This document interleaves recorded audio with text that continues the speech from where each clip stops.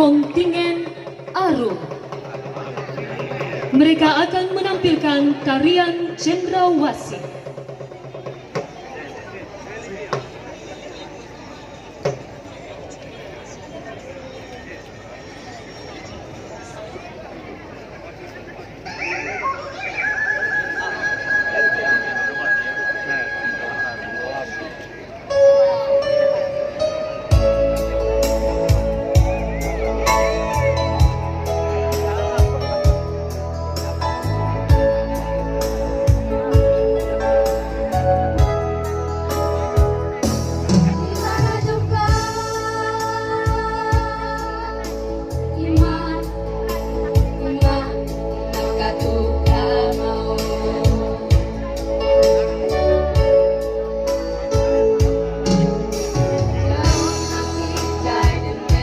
Bapak Ibu yang terhormat, tarian Cendrawasih merupakan salah satu tarian khas Maluku, khususnya Kabupaten Kepulauan Aru.